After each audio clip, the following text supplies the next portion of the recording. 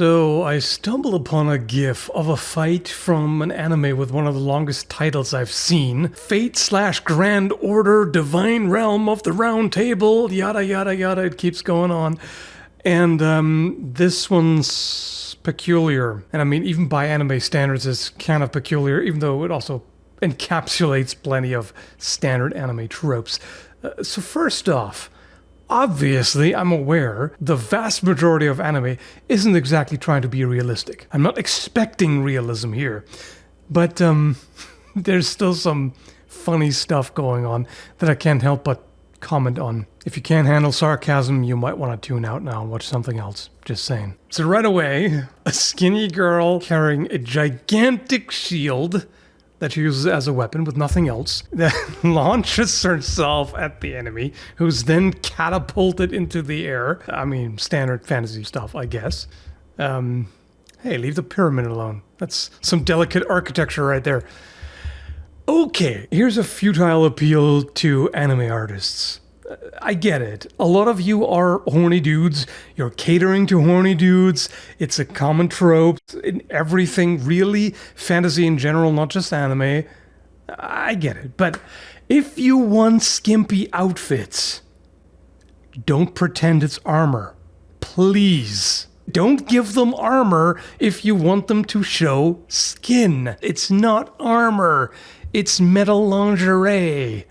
Alright? The male characters are allowed to wear actual armor. You know, it covers them. It does not have huge gaps that scream, "Stab me here, please. Stab me right in the dick." But of course, you can't possibly let female characters have access to the same protective gear. No.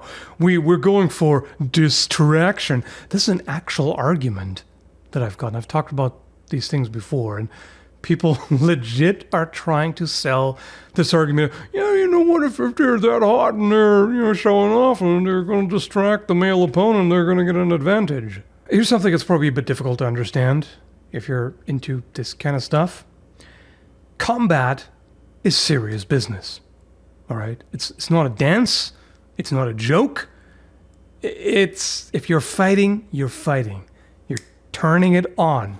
When you're in fighting mode, you're not in the mood to peruse the female form or whatever else. You're focusing on the opponent as an opponent. You're looking at their movements, their footwork. You know, you're keeping track of where the weapon is.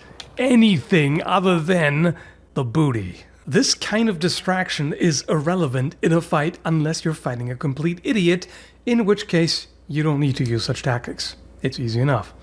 Also, what are they going to do if they fight another straight girl, or a gay dude, or whatever, or an asexual person?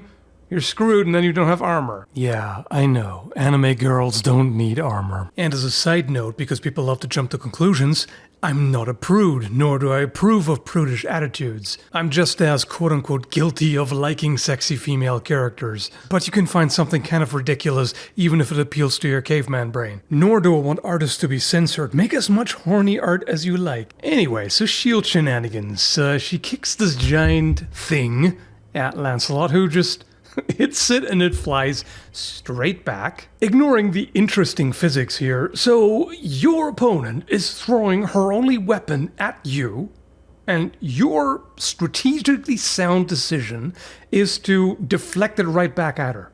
What? Not dodging it and getting in the way when she tries to retrieve it or anything like that. No, just toss it straight back. And the ease with which he's deflecting it makes me question, like, what? Why do you think this was a good idea to begin with? Why does anyone think any of this is a good idea? Oh well.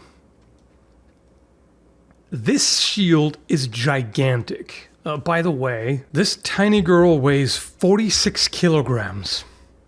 That's probably about the weight of that shield, if made of steel. So, heavy-ass metal object, presumably thrown and swung with supernatural force.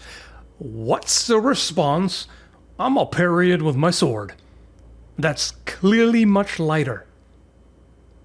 How does that work?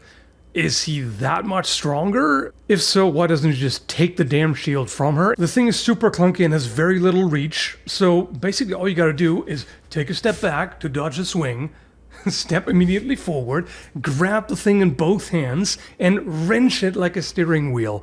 At which point, either she has to let go of it, or has to get her wrist broken. Fight over. A shield by itself is just not a great weapon, and I don't see any particular magic at work here that would make it any better at that. But hey, it looks cool, and in order to get eyeballs on it, it needs to be outrageous. So, good job, I guess? I mean, it's clearly working. I'm commenting on it right now, and I'm not even an anime fan, so yeah. I don't quite understand what's happening here. Like, what? So she rushes at him with the shield in front of her. You know, a shield. Maybe it's there to block and deflect attacks, I don't know. So what's his logical choice? Attack it. Just hit it. What is the point of any of this? It's giving me a migraine. If you can just hit the shield and fling it aside, then I guess she's got the wrong weapon. It's not even doing what it's supposed to. Okay, that doesn't work. Let me just hit you again. That worked so well before. Dramatic dialogue, pushing. Keep pushing the weapons, doing absolutely nothing. I've made the video about that if you haven't seen that. So simply bashing him with the shield straight on isn't working so well. What are we going to try next? Well, how about bash him harder? Like, she's struggling so much to even lift that up. Like, what is... How's that supposed to be effective? What is even happening? And why is he not doing anything? Why is he just defending? Just grapple. She's got nothing if you grab the shield. Yes, I'm shouting at anime characters to use common sense. What am I doing with my life? Oh yeah, she's getting angry now. Yes, if all the attempts don't work, do the same thing but angrier. Do it with more conviction. And of course, at that time it worked because, power of friendship or something? Before I get buried in actually comments, I realized that those two were talking the entire time. We're having a moral disagreement. So what's going on is not supposed to be just a physical confrontation. Either way, I find it rather funny to look at. Oh no.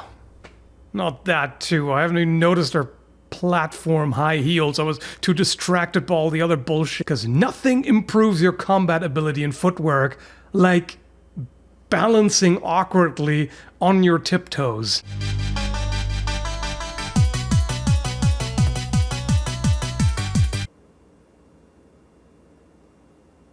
Okay, listen. Just because someone with exceptional dexterity and body control is able to pull this off in wobbly footwear doesn't mean that's a good idea.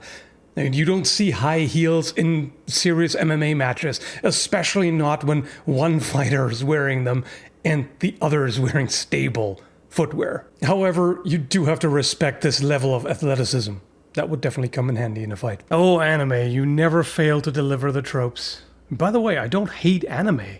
There's some anime I enjoy, but there's also some that gives me indigestion. So what's the point of all this? What's the point of overanalyzing an anime fight that's not trying to have realism or practical designs or intelligent characters? Well, the point is your entertainment, dummy. And mine too, because it's fun to have a good rant every now and then. It doesn't mean that Fate, please make the title as long as possible for no reason is bad. I mean, it could be, I have no idea. But just the scene is fun. It's fun to rant about. And I mean, as I said, it works. Hope you found this amusing. If not, feel free to rage in the comments and tell me about how wrong I am and clueless and how dare I. But thanks for watching. Take care, folks.